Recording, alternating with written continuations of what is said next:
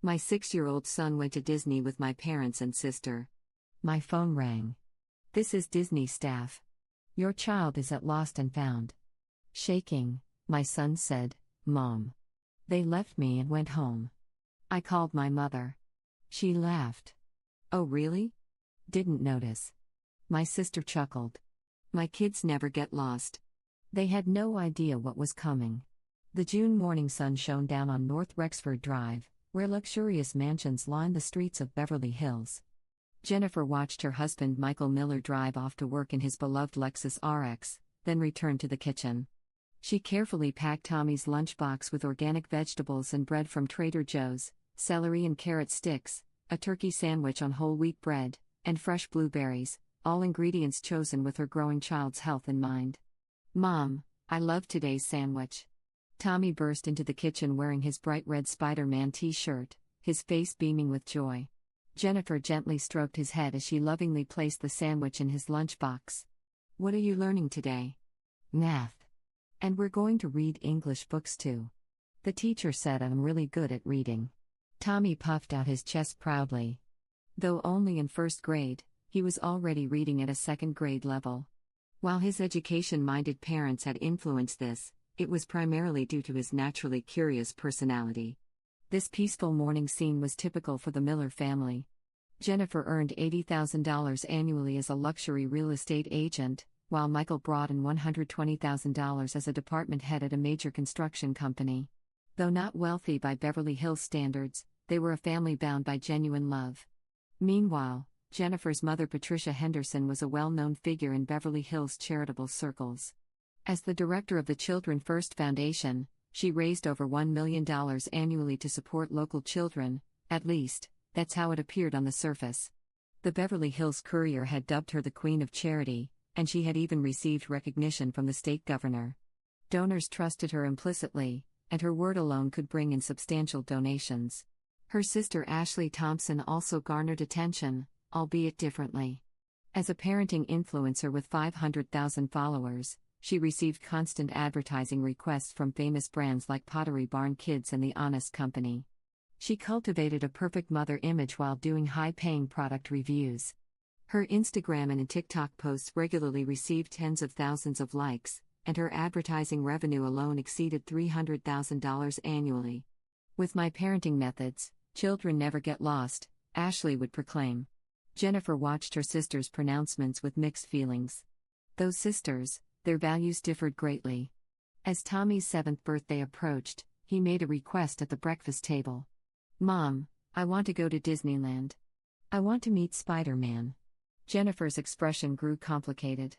She had an important meeting scheduled at Coldwell Banker Real Estate that day, a $25 million property deal representing 40% of her annual sales, when she couldn't refuse.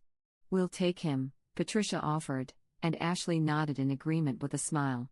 However, Jennifer failed to notice the shadow lurking behind their smiles, missing something in their eyes.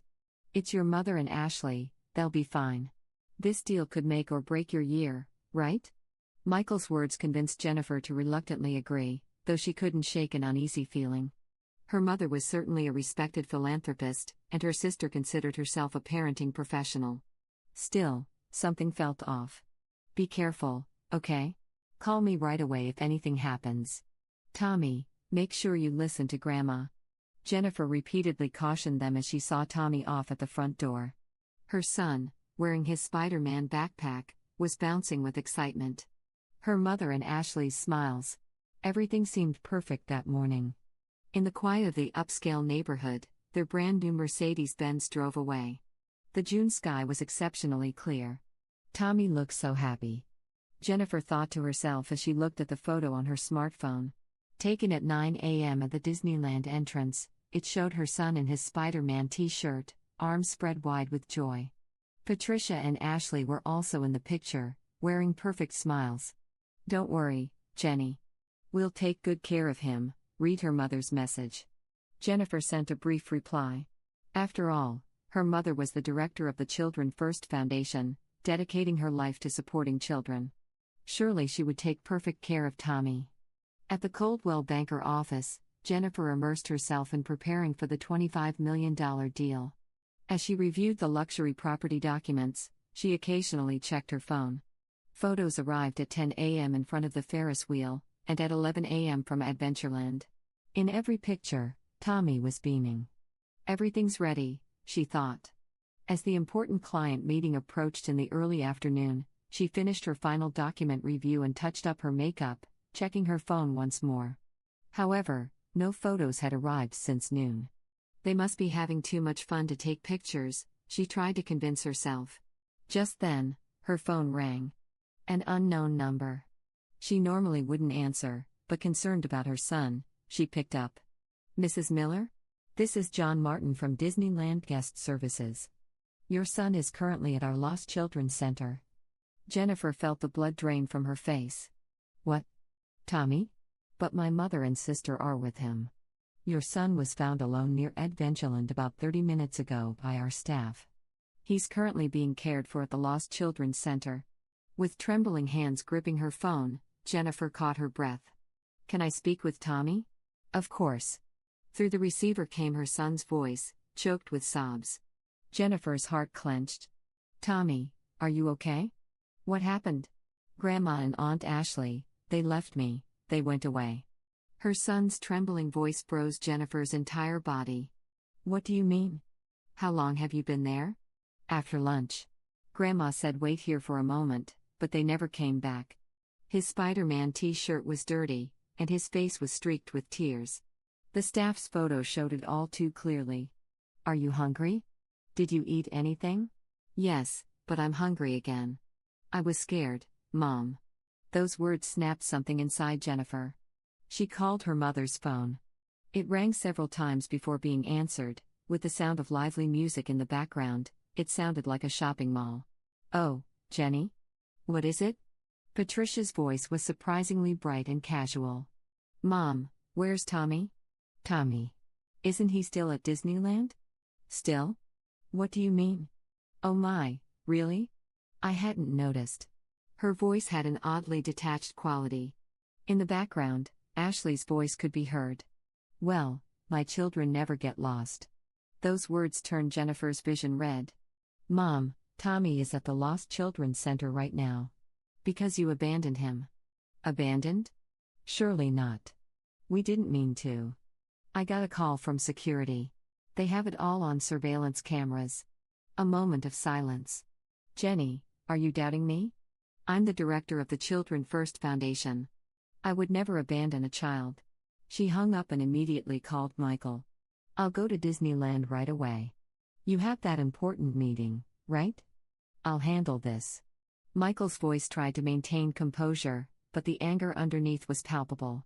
She could tell he was desperately controlling his emotions with the self-discipline he developed as a construction company department head. She contacted the Disneyland staff again. They explained the details. Tommy showed signs of mild dehydration and psychological shock, but fortunately had no serious injuries or health issues. The surveillance footage clearly showed Patricia and Ashley intentionally abandoning Tommy. Mrs. Miller, let me explain your son's situation in detail, the veteran staff member said calmly. Around 2:15 p.m., your son was having lunch with his grandmother and aunt near the restaurant in Adventureland. Afterward, they told him, "We'll be right back," and left, never returning. As she listened to the explanation, Jennifer gripped her designer bag on the desk tightly. The sleeve of her theory suit trembled slightly. Our surveillance cameras recorded the two of them heading toward the park exit. They showed no signs of hurry. In fact, they were chatting as they walked. Those words nearly made Jennifer's anger explode, but she had to contain it. She had a $25 million deal ahead of her. She couldn't let emotions take over. Tommy, Dad will be there to pick you up soon. Everything's going to be all right now. While encouraging her son over the phone, Jennifer heaved a deep sigh. She intuitively knew that from this day forward, something would change dramatically. The morning scenes in their upscale neighborhood would never be the same again. Looking at her meeting materials, Jennifer made an internal vow. She would make them pay. Her mother and sister would face consequences for their cruel act. While her son's emotional care was the top priority now, this incident could not go unaddressed. Michael Miller was running at full speed toward Disneyland's Lost Children's Center. His position as department head at Constructive Futures and his expensive suit meant nothing now. His mind was focused solely on his son. "Daddy." Tommy's voice echoed in the hallway. Michael embraced the small body that burst out of the Lost Children's Center with his entire being. The Spider-Man t-shirt was dirty, and his eyes were red from crying. Still, relief spread across Tommy's face at the sight of his father. "Everything's okay, now. Daddy's here." While holding his son, Michael bowed deeply to the attending staff. John Martin, the veteran staff member, explained the details of what they found in the surveillance footage. At 2:15 p.m., after having lunch at the restaurant in Adventureland, Mrs. Patricia and Mrs. Ashley told your son to await here, and left the area. The footage played on a large screen. At the restaurant terrace, Patricia had her hand on Tommy's shoulder. Ashley appeared to be filming something with her smartphone. At 2:30 p.m., they passed through Main Street. By this point, they were already heading toward the park exit. The footage was crystal clear. Patricia and Ashley were walking while having what appeared to be a pleasant conversation, as if Tommy wasn't even on their minds. At 2:45 p.m., our exit security cameras captured them heading to the parking lot. During this entire time, they showed no signs of looking for your son. Michael's face hardened. His wife's mother and sister-in-law had intentionally abandoned his son. This fact was clearly proven by the surveillance footage. "Daddy, did I do something wrong?" Tommy's trembling voice squeezed Michael's heart. His young son had been wondering if he was somehow at fault. "No, Tommy. You didn't do anything wrong. Grandma and Aunt Ashley made a terrible mistake." Just then, Michael's smartphone rang. The screen displayed William Henderson Sr., Tommy's great-grandfather, Patricia's father. The 86-year-old real estate mogul seemed to have already grasped the situation. "Come to my house immediately. We need to talk." Upon arriving at the Beverly Hills mansion, a butler quietly led them to the reception room. William Henderson Sr. sat in a heavy leather chair. Next to him was Howard Henderson, senior partner at the prestigious law firm Henderson and Partners, Patricia's husband and Tommy's grandfather. "My daughter, to think she would abandon her own grandson." William's voice mixed anger and sorrow. The real estate mogul, with total assets exceeding $100 million, was known for valuing family bonds above all else. "This is a serious matter that affects our family's honor." Speaking in a grave voice, William had already begun taking action. First, contacting lawyers. Instructions for changing his will. Requests for evidence collection. Everything was proceeding rapidly. Meanwhile, Howard, taking the situation seriously, had contacted his wife Patricia. However, her response was colder than expected. "You doubt me too?" Children First Foundation has many supporters. If this becomes public, the donors will leave. On the other end of the line, Patricia was only thinking about her own position. She said several charitable organizations had already made inquiries.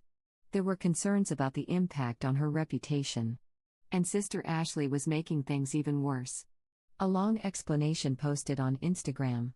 "I wanted to create the best memories for my beloved nephew. But he wouldn't listen to our instructions and wandered off on his own." Followers were questioning this account that contradicted the facts. Ashley, unaware of the surveillance cameras, was trying to create a narrative that suited her. "We're having a family meeting," William announced. With his word, emergency contacts went out to all family members. Today's events weren't just about child abandonment. They questioned the nature of family, trust, and above all, human morality. Michael silently watched his son.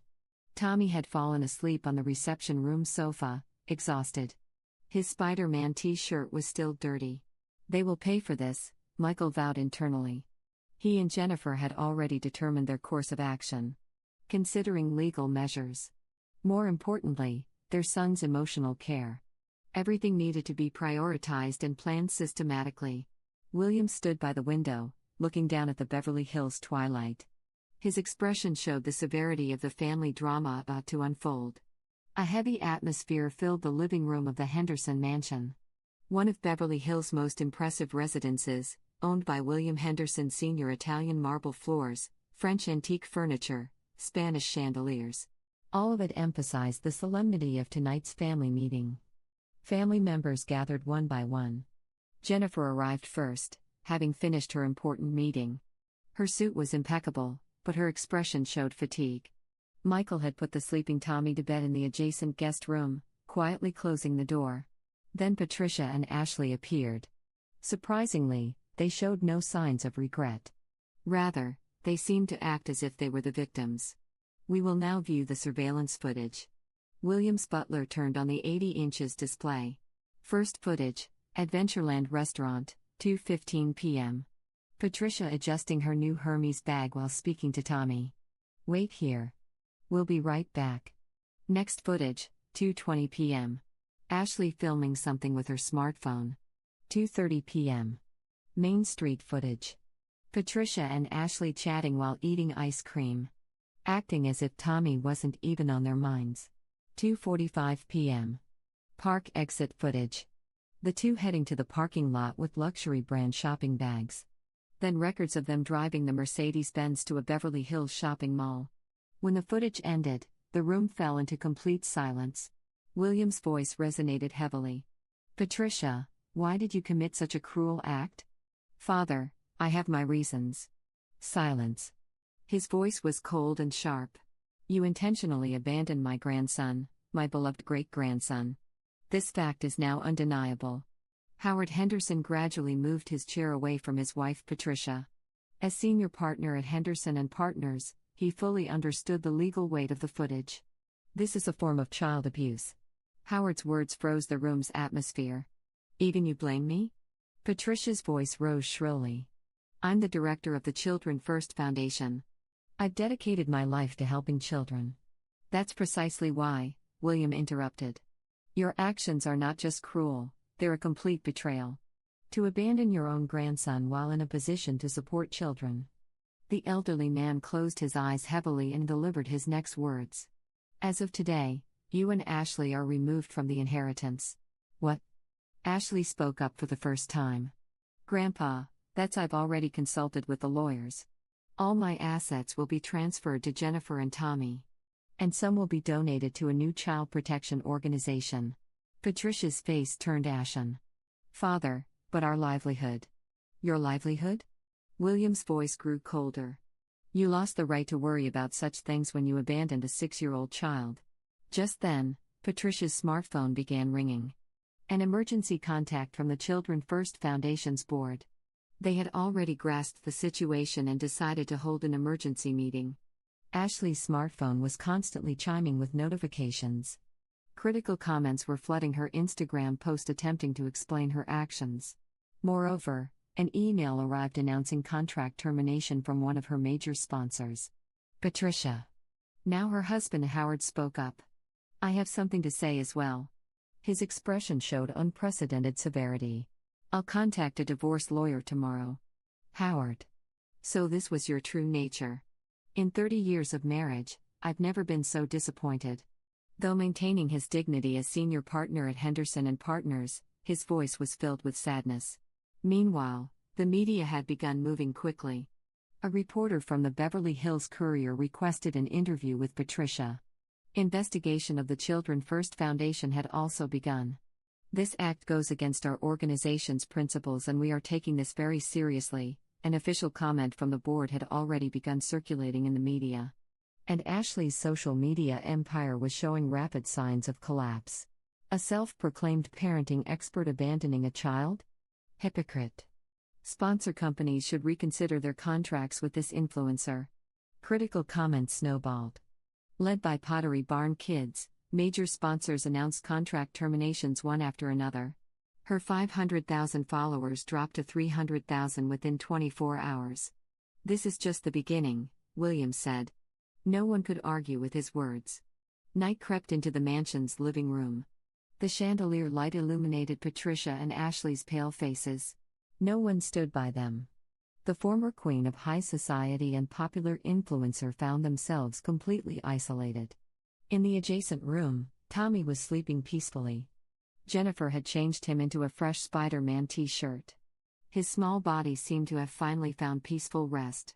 The family meeting continued late into the night. Throughout, Patricia and Ashley's phones kept chiming with notifications. Public criticism, contract termination notices from sponsors, interview requests from media. The collapse showed no signs of stopping. 1 year later, the aroma of coffee wafted through the kitchen of their new Beverly Hills home. "Mom, make a sandwich for Dad too." Tommy's voice rang out cheerfully. In his Spider-Man pajamas, he peered at Jennifer's hands from across the kitchen island. "Of course. I'll make sure to make one for Dad too." She layered fresh vegetables and turkey between slices of organic bread from Trader Joe's. The morning scenes of the past were gradually returning. 1 year since the incident. During that time, the family had changed significantly. First, Jennifer established her own real estate agency. Miller Family Real Estate had already earned a solid reputation in Beverly Hills.